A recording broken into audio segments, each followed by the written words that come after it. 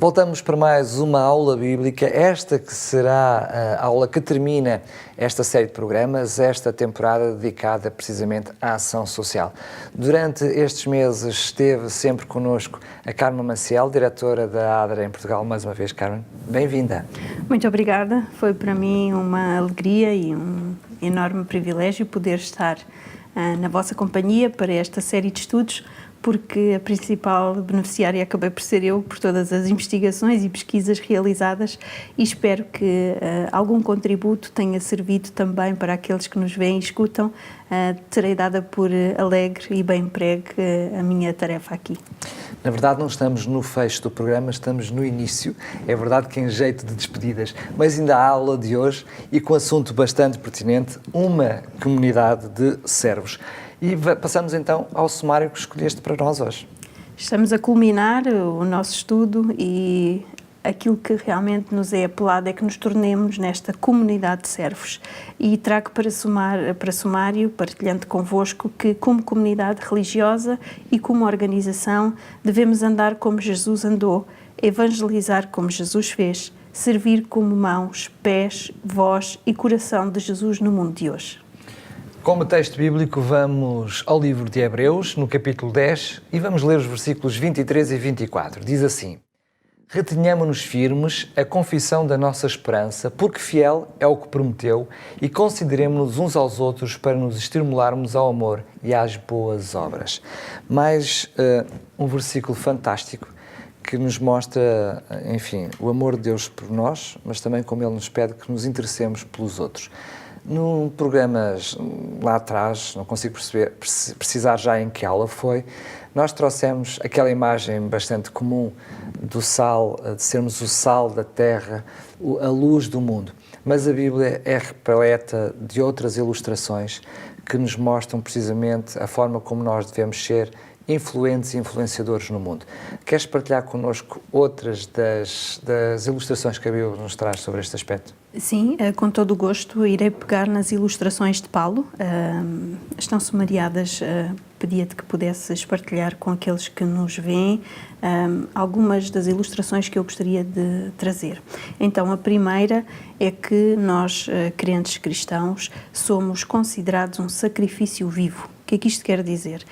Podemos encontrar em Romanos, no capítulo 12, verso 1, que temos este convite de nos tornarmos um sacrifício vivo, ao contrário do sacrifício de sangue.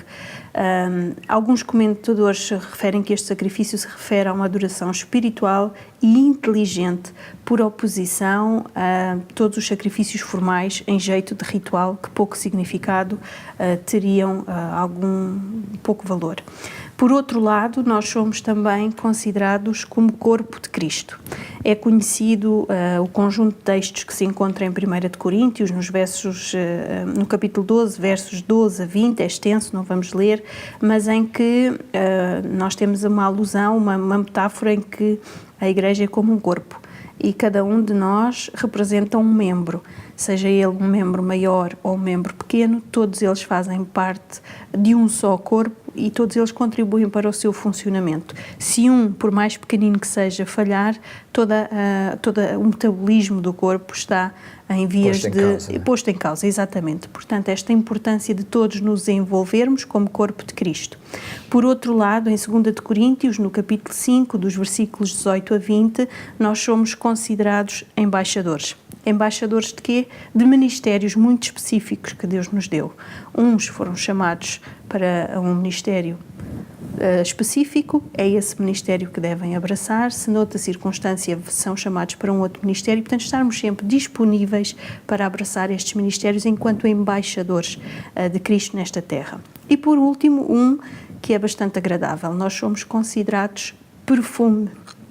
E quão interessante é, por exemplo, ainda hoje de manhã, quando saí, fiz algo que já não fazia há algum tempo, pus um pouquinho de perfume, e não fazia há algum tempo porque tive uma bebê, e desabituei-me de pôr perfume para não, portanto, o cheiro não incomodar a bebê. E hoje lembrei-me de pôr um bocadinho de perfume, e a minha filha mais velha, assim que eu passei, disse: mãe, o teu perfume ficou por aqui.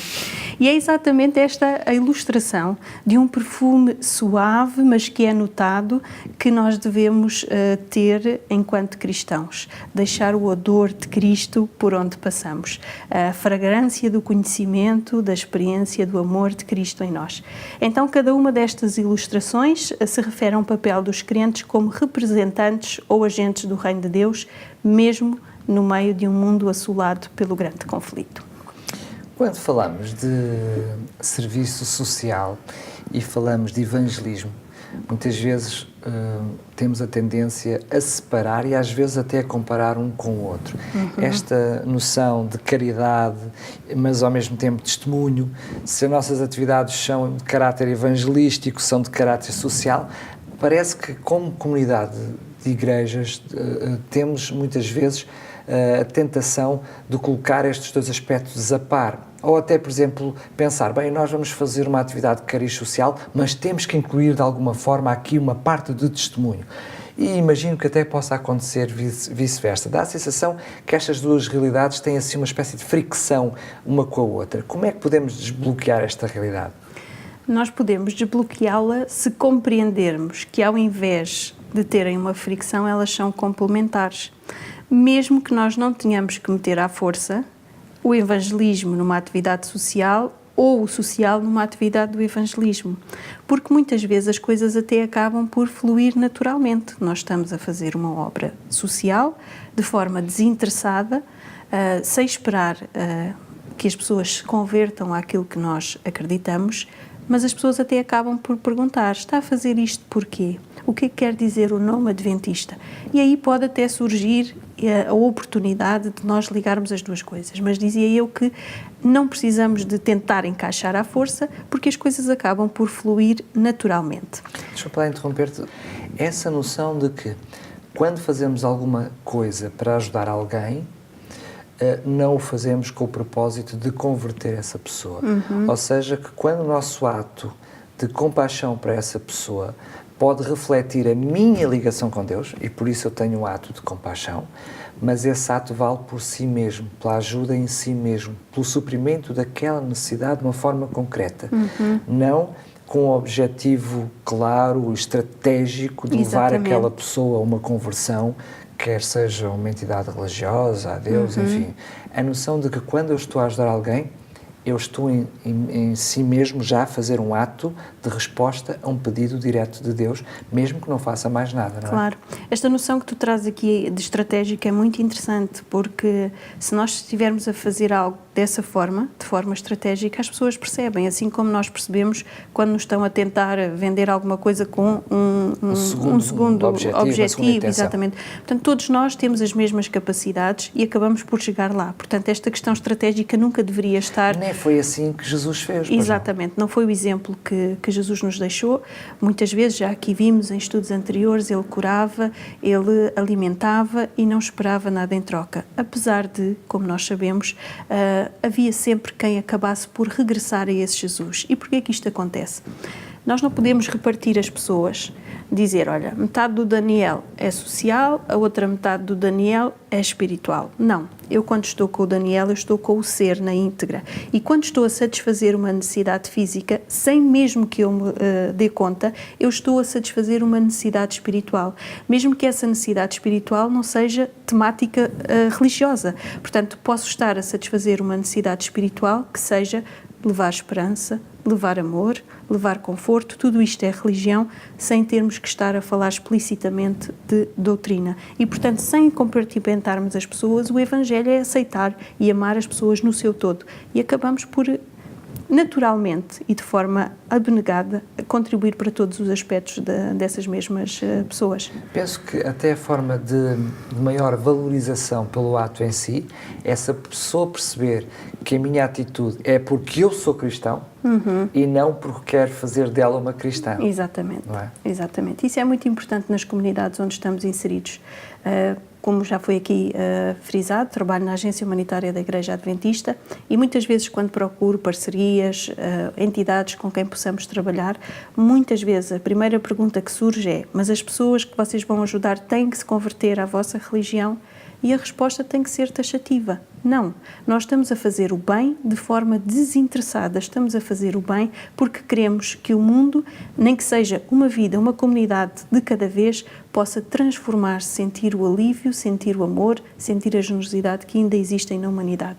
Se nos perguntarem se somos influenciados por alguma religião, aí sim, nós somos adventistas do sétimo dia, a Associação Adventista, e portanto somos a agência humanitária da Igreja Adventista, e aí nós podemos falar dos valores, das prioridades que aqui já foi, creio que foi no estudo anterior ou antepenúltimo que nós abordámos estas prioridades e estes valores que nos definem. E portanto, nada a esconder, mas também nada a obrigar, com caráter obrigatório para que o trabalho social se desempenhe. É verdade que nós muitas vezes somos motivados a nos envolvermos de uma forma pessoal, nas nossas, como família, como indivíduos, devemos sempre estar ao serviço de Deus, atentos, despertos para as necessidades dos outros. Mas não é menos verdade que Deus comissiona-nos como comunidade, como igreja. Portanto, Deus certamente tinha um projeto para mim, para ti, mas também tem um projeto em conjunto como igreja. Como é que nós podemos perceber essa responsabilidade também, eu diria, coletiva? Como é que nos podemos envolver nessa responsabilidade mais global? Nós podemos envolver-nos identificando causas onde várias partes do corpo sejam essenciais. Para a resolução de um assunto, muitas vezes eu preciso de alguém da área social, de alguém da área financeira, de alguém de outra área, seja ela qual for. Da área jurídica, por exemplo, muito bem. Da saúde. Exatamente. Portanto, muitas vezes o fazermos o bem obriga a uma ação multidisciplinar que eu não sou capaz de fazer sozinha e, portanto, recorrer a um conjunto de pessoas capacitadas que me podem ajudar é, na realidade, uma mais-valia. E sabemos que o facto de termos outras pessoas com quem possamos trabalhar ajuda-nos também a que possamos sentir-nos motivados, a que nos possamos motivar uns aos outros no exercício das funções que estamos a fazer e encorajar-nos mutuamente. Quando um está mais em baixo, há sempre outro. Exatamente, levanta o seu companheiro. Exatamente. Para o exercício da responsabilidade coletiva, nós vemos então que é, na realidade, muito importante ter em parte as várias componentes do corpo, até porque temos esta noção de que juntos podemos ser mais eficazes para um trabalho eficiente da Igreja nesta área social. Sendo que muitas vezes não nos apercebemos de uma verdade quase lá para Alice, que é, às vezes a resposta, quando nos envolvemos em conjunto, é maior do que a soma das partes. Mesmo que nós replicássemos essa ajuda, quando ela é feita em conjunto e de uma forma, eu diria, em rede, estruturada, ligada umas coisas às outras, a resposta e o resultado acaba de ser ainda superior do que a soma das partes. E Deus sabia disso quando criou aquilo que nós chamamos hoje a Igreja, não é? Exatamente. Mas isso é interessante porque implica que o tal que tem a resposta da saúde também se envolva, que não seja só o que tem a resposta da sociedade. Ou seja, para que haja o coletivo, eu, tu, cada um de nós que nos está a ver, de alguma forma tem que emprestar os seus dons, os seus talentos para fazer a sua parte. Muito bem. Como então é que nós nos devemos organizar? Como é que podemos criar essa estrutura coletiva para que possamos ser estes servos em comunidade? Para responder a esta questão, eu gostaria de recuperar uma imagem que mostrei muito rapidamente no estudo anterior e hoje falar um bocadinho mais nesta conclusão destes estudos. É uma imagem que nos mostra, eu creio que não é demais relembrar, que esta imagem que nós estamos aqui a ver acaba por sumariar um conjunto de princípios retirados deste livro Beneficência Social da escritora norte-americana Ellen White, em que ela acaba por conduzir qualquer comunidade de crentes da forma como deve unir-se para a prática do bem. Então, são 6 passos, muito práticos para que possamos cumprir o propósito de Deus para o seu povo nesta terra. O primeiro passo é união na prática da caridade. Ela diz-nos que onde quer que haja um coração transformado e sincero, todos os crentes devem unir-se nesta prática da caridade. Eu não tenho tempo de aqui explorar, mas queria dizer-vos que tenho experiências próprias que nos mostram que esta prática na união da caridade acaba por beneficiar não só as comunidades, mas também todos aqueles que se envolvem para ministrar um projeto, porque têm que estabelecer laços fortes entre si, têm que se organizar, acabam por criar e estreitar relacionamentos. Segundo, depois de nos unirmos, nós temos que ter organização na liderança. Servimos um Deus de ordem, um Deus a quem devemos reverenciar e, por isso, ao escolhermos pessoas capacitadas para gerirem os projetos, estamos a fazer algo que é de indicação espiritual. Depois, porque ninguém consegue trabalhar sozinho e quando o faz acaba por ter um peso muito grande sobre os ombros, nós devemos formar grupos de trabalho. E estes grupos de trabalho devem ter então estas pessoas das várias áreas multidisciplinares que aqui conversava com o Daniel há minutos, para que possamos ter um trabalho eficaz. Nestes pequenos grupos pode acontecer que sintamos que não temos formação necessária para agir, então devemos buscar esta formação para o trabalho de uma forma muito prática. Um outro passo, devemos envolver a todos. Deus não faz acepção de pessoas na ajuda, mas também não faz acepção de pessoas nos ajudadores. Então devemos incluir, ser a mão ajudadora desde as crianças até aos mais adultos, todos são válidos para este trabalho. Posso testemunhar-vos, nós há um conjunto de anos que temos vindo a apoiar o Sem-Abrigo na região norte e estão identificados 50, pelo menos, pessoas que todos os anos nós convidamos para um miminho especial na altura do Natal. Celebramos uma ceia entre os dias 24 a 26, de acordo com a disponibilidade dos nossos voluntários, para receber estas pessoas. Agradeço publicamente ao Colégio Adventista de Oliveira do Douro que nos cede as instalações e é muito interessante ver a alegria das crianças a servir pratos aos sem-abrigo. Portanto, temos os mais velhos na cozinha, temos os mais jovens tratando de todos os aspectos, muitas vezes burocráticos e que são necessários para se conseguir realizar esta atividade e a alegria dos mais pequeninos envolver-se no serviço. E, por fim, o último passo, nós devemos trabalhar sob um nome. Seja ele o nome da ADRA enquanto agência humanitária, seja ele o nome da Juventude Adventista que muitas vezes promove projetos sociais, seja ele através do Ministério Pessoal, seja ele através do Ministério da Família, da Criança, o que quer que seja. Nós, quando idealizamos uma ação, um projeto, nós devemos estar bem identificados, honrando o Deus a quem servimos. Tudo isto para promover a dignidade das pessoas e para cumprir a missão que Deus nos dá. Se estão recordados no início, falava-vos de Deuteronômio, no capítulo 15, verso 4, em que Deus nos lança um repto muito específico para que entre ti não haja pobre algum. Eu te abençoarei para que sejas uma bênção nas comunidades onde estás inserido. Portanto, ao fazermos este circuito de preparação, nós estaremos capacitados para um trabalho eficaz. Muito bem, e é desta forma que chegamos ao final de toda esta temporada. Foram alguns meses que tivemos sobre este assunto. Quero-te pedir que possas fazer uma aplicação prática, mas enfim, esta aplicação prática de alguma forma possa resumir aquilo que foram estes meses, certamente com lições muito importantes. Não vale a pena irmos ao fundo agora, tivemos a oportunidade de o fazer aula após aula, mas enfim, em jeito de finalizar esta temporada, o que podes dizer a quem nos ouve e quem nos vê? Fomos desafiados ao longo destes últimos 3 meses a pôr em prática tudo aquilo que lemos e ouvimos, a não amar apenas de forma teórica, mas a amar de uma forma prática. Eu queria deixar um convite a todos aqueles que nos ouvem, a todos aqueles que nos veem. A comunidade adventista estará envolvida no dia 29 de setembro, portanto, no término destes estudos, no Dia Nacional de Voluntariado. Estaremos a ajudar várias instituições, várias delegações locais, vários projetos. Desafio a que possa experimentar todas aquelas noções, aqueles conceitos que aqui desenvolvemos de uma forma muito prática, inscrevendo-se e participando numa ação de âmbito social para que possamos viver na prática esta realidade. Carmen, mais uma vez quero muito agradecer pela amizade que temos um pelo outro, mas também pelo trabalho, enfim, por aquilo que já fizemos em conjunto. Quero agradecer muito esta oportunidade de estarmos juntos para termos tido esta série, mas sobretudo agradecer em Deus aquilo que tem sido o teu trabalho, o teu empenho, não só teu, mas de toda uma equipa ao longo destes anos, e que não só na tua vida pessoal, mas no teu ministério, Deus possa continuar a ser o pilar como tem sido até aqui.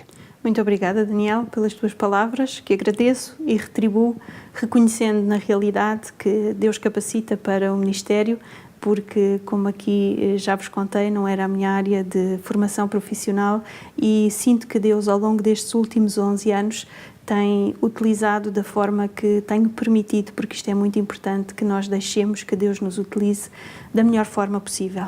Se é verdade que em alguns momentos posso falhar, como todos nós, estou disponível para, de joelhos, pedir perdão e dizer a Deus que eis-me aqui, envia-me a mim, à minha família, àqueles que me rodeiam e que querem fazer a diferença nesta comunidade. Obrigada também pelo teu apoio ao longo destes estudos, pela tua capacidade crítica de me ajudares a construir os discursos que fomos partilhando com os ouvintes e com aqueles que nos veem. Foi um gosto estar convosco. Muito obrigada. Quanto a mim, também me quero despedir dizendo que esta temporada chega ao fim, mas a Escola Bíblica, essa vai continuar. Até uma próxima oportunidade. Fiquem com Deus.